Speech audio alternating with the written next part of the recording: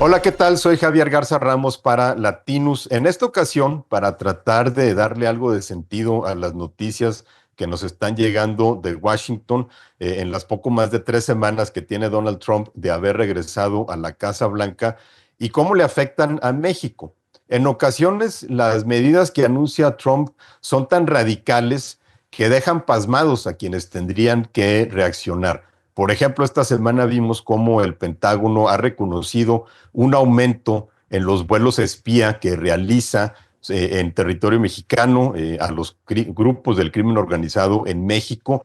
con aviones que interceptan señales electrónicas o que toman fotografías. Y lo que hemos visto de parte del gobierno mexicano, pues ha sido este pasmo. Por ejemplo, el secretario de la Defensa, Ricardo Trevilla, pues reconociendo que no sabían qué estaban haciendo esos aviones, lo cual demuestra lo unilateral de las medidas de Estados Unidos, pero también el hecho de que si el Pentágono, el Departamento de la Defensa, está reconociendo o dando información que normalmente es confidencial, como la naturaleza de vuelos espía, es porque quieren que se sepa, es porque entran en la narrativa de un Donald Trump que quiere mostrar que está tomando medidas en contra del tráfico de drogas. El fentanilo ha sido uno de sus principales temas en la campaña y ahora en el gobierno. Quieren también que en México se sepa que el gobierno de Estados Unidos toma este tipo de medidas unilaterales y el gobierno pues no atina una respuesta más allá de la defensa de la soberanía que hace la presidenta Claudia Sheinbaum, o referirse al tráfico de armas desde Estados Unidos o al tráfico de drogas que ocurre en ese país, pero sin atinar una respuesta contundente. Lo mismo pasa en el caso de los aranceles. Trump decretó el 25% de aranceles a las importaciones de México en los primeros días de su gobierno, forzó una negociación con el gobierno mexicano, una serie de concesiones de parte de la presidenta Claudia Sheinbaum para desplegar un operativo y entonces canceló esta guerra comercial, le permitió a Donald Trump declarar victoria, poder generar una narrativa en la que, en sus propias palabras que ha usado anteriormente, dobla al gobierno mexicano para que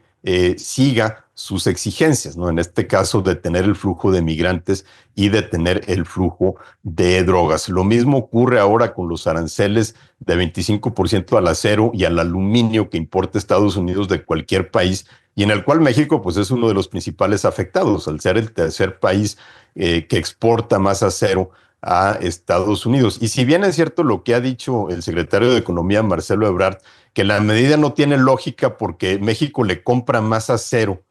a Estados Unidos de lo que nosotros le vendemos, por lo cual si México responde con aranceles igual al acero que viene de Estados Unidos, pues terminaría siendo contraproducente para los productores en Estados Unidos. Pero ese tipo de medidas para Donald Trump no le importa la lógica económica, él quiere una lógica política, él quiere el golpe de efecto, él quiere la narrativa de que está forzando a otros países a, como él dice, a pagar lo que les corresponde por aprovecharse de Estados Unidos, aun cuando en realidad los otros países no son los que pagan el arancel lo pagan las propias empresas estadounidenses. No le importa tampoco el efecto que pudieran tener. Un estudio, por ejemplo, que se hizo después de los aranceles que Trump aplicó también al acero en 2018, en su primer paso por la Casa Blanca, indica que si bien beneficiaron a la industria acerera, eh, al hacer más competitivos sus productos en Estados Unidos, terminaron golpeando a todas las economías que dependen del acero como materia prima. Por ejemplo, a las armadoras de automóviles o a los fabricantes de maquinaria o a los fabricantes de herramientas, de manera que el efecto neto para la economía estadounidense fue en realidad una pérdida. Afectó más a las empresas que dependen del acero de lo que benefició a las propias acereras. Pero en este caso, por ejemplo, el acero es un buen ejemplo porque es un símbolo de lo que fue el poderío industrial de Estados Unidos, sobre todo en el periodo después de la Segunda Guerra Mundial. Es esta grandeza, entre comillas, a la que Donald Trump quiere regresar, ¿no? En la que promete a su base electoral que Estados Unidos tiene que recuperar. Las grandes acereras eran un símbolo de la industria que producía automóviles, por ejemplo, que producía aviones, que producía la maquinaria agrícola, que detonaba la economía de Estados Unidos en los 50 y en los 60, que ahora es una industria abandonada,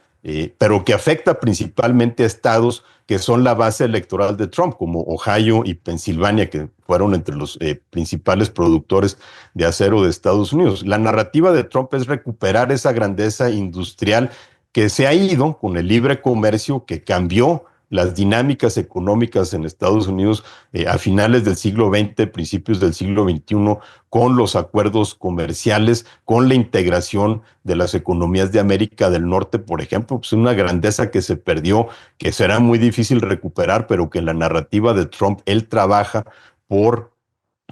regresarla, ¿no? Particularmente para su base electoral mayor de los estados industriales blanca, ¿no? No de inmigrantes, por ejemplo, que son particularmente